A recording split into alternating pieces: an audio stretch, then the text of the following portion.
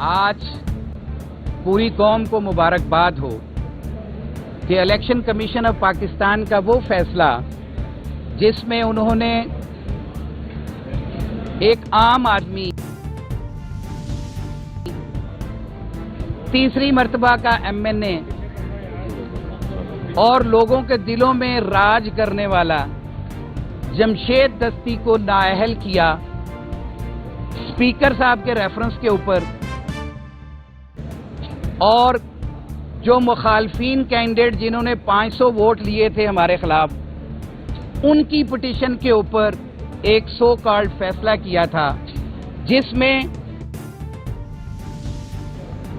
मोहतरम जमशेद दस्ती साहब को डिस्क्वालीफाई भी किया और उनके खिलाफ करप्ट प्रैक्टिसेस की प्रोसीडिंग्स भी इनिशिएट करने का हुक्म दिया था। इलेक्शन कमीशन ऑफ पाकिस्तान, जैसे हम कहते हैं कि ऑलरेडी वो बी टीम बना हुआ है हुकूमत की, और उस हुकूमत की बी टीम बन के जो ख्वाहिश आती है उसकी तकमील में अपना किरदार अदा करता है। उसने इसमें भी यही फैसला किया करता है।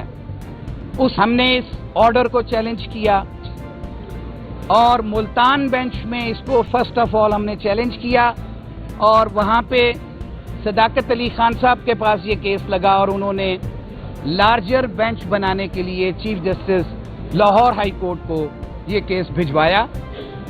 आज उस बेंच की प्रोसीडिंग शुरू हुई।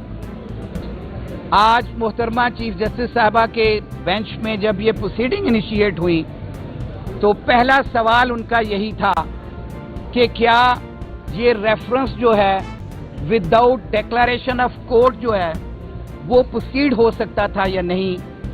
तो उस पे हमने जजमेंट्स पे रिलाय किया, सुप्रीम कोर्ट की जजमेंट्स भी और सिंध हाई कोर्ट की अथॉरिटेटिव प्रोनाउंसमेंट थी his lordship mister justice Munib Akhtar साहब की, कि अगर कोर्ट डिक्लेरेशन नहीं है तो reference of the speaker shall failed, ये यहां तक कहा हुआ है उसमें। लेकिन आपको पता है इलेक्शन कमीशन ऑफ पाकिस्तान कौन सी हकायक और कानून के मुताबिक फैसला करता है।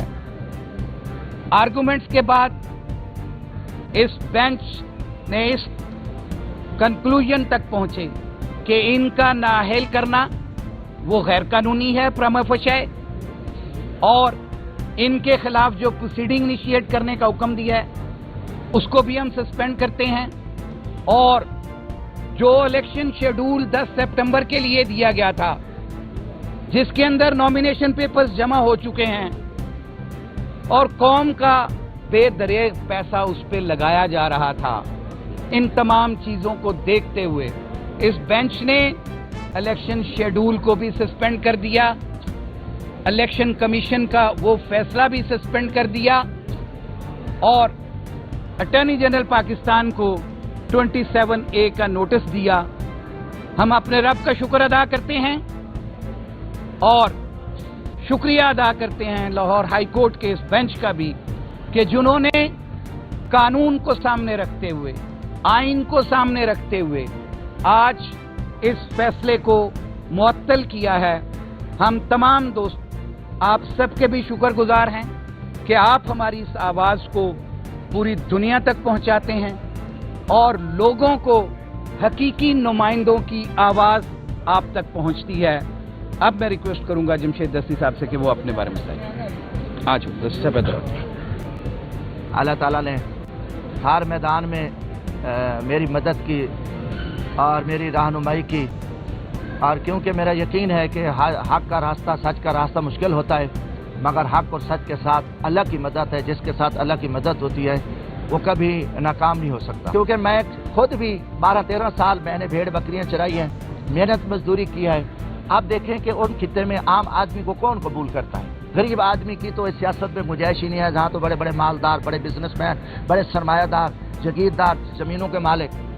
मगर अल्लाह का शुक्र है कि मेरा मिशन उस वक्त भी हक सच पे था, सच्चाई का सफर था, जो मैं वक्त के बड़े बड़े फिरौनों, जागीरदारों, नवाबों, सरदारों से टकरा कर मैंने अपने गरीब तबके की खिदमत की, मजदूर उजरे तबके की, जहाँ जिनके लिए वहाँ कोई वसाइल नहीं थे। मुझे फख्र है कि मैंने वहाँ صحت کے لیے کام کیا، تعلیم کے لیے کام کیا، فری بسیں چلائی، میں نے MLA شپ غریبوں کے قدموں پہ رکھی. ابھی بھی کہ میرا سب سے بڑا قصور یہ ہے کہ ہم عمران خان صاحب کے ساتھ کھڑے ہیں، ہم اس مظلوم طبقے کی عوام کے ساتھ کھڑے ہیں، اور اس حالات میں جو کچھ ہمارے ساتھ ہوا ہے پوری دنیا کو بتائے. اللہ شاہد ہے، نہ میں کبھی تہمت کی جھوٹ کی سیاست کرتا ہوں. یہ زندگی بڑی تھوڑی ہے، مر کے اللہ کے سامنے جانا ہے. اللہ تعالیٰ نے جھوٹے پہ لعنت کی ہے. اسی طرح ہر طرح کی latest updates, breaking news, political news کے لیے ویڈیو کو لائک کر کے چینل کو سبسکرائب کریں اور بیل کے آئیکن پر لازمی کلک کریں تاکہ آپ رہیں ہر خبر سے باخبر.